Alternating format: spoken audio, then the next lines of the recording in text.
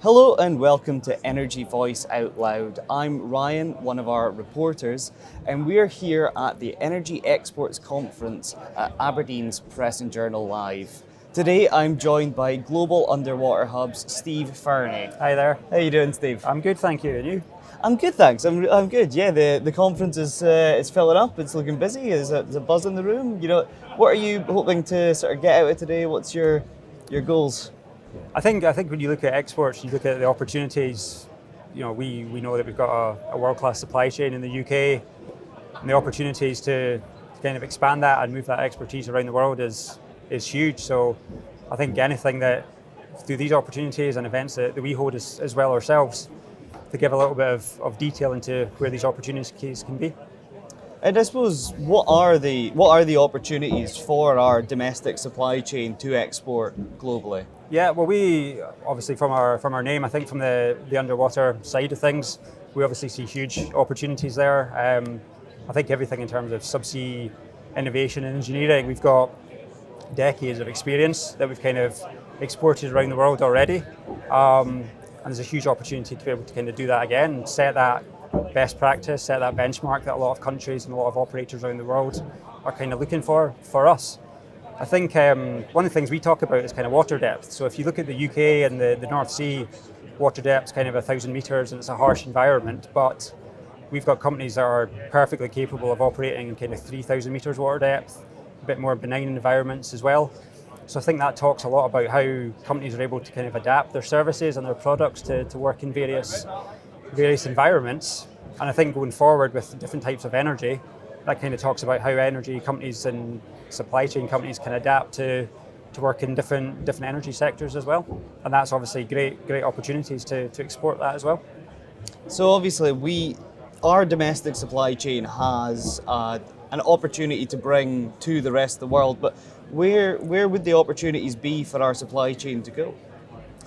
I think I think it varies actually, and I think a lot of that is based on aspects of where we are in the energy transition.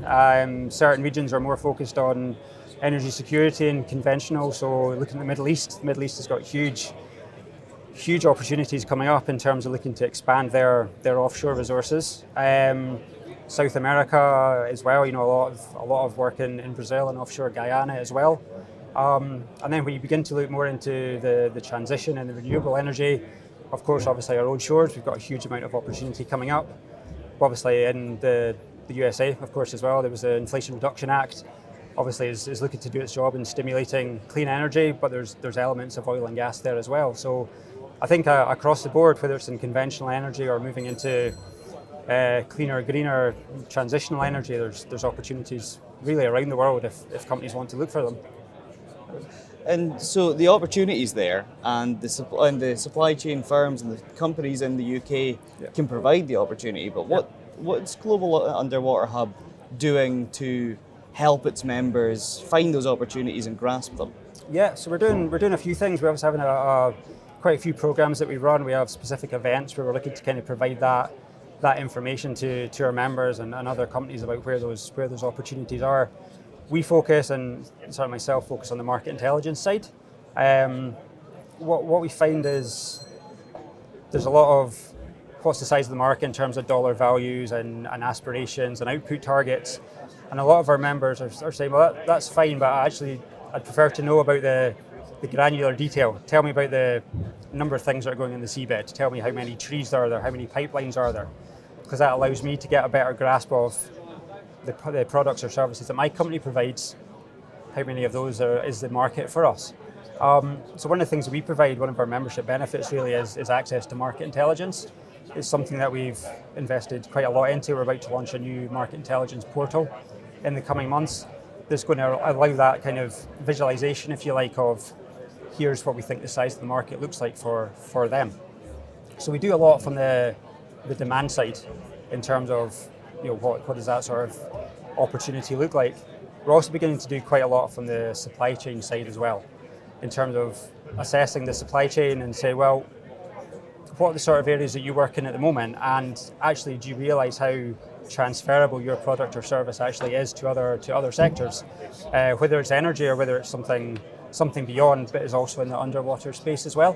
And when we get that idea of actually take underwater inspection, for example, you could inspect a pipeline or you could inspect the hull of a submarine. It's still underwater inspection at the end of the day.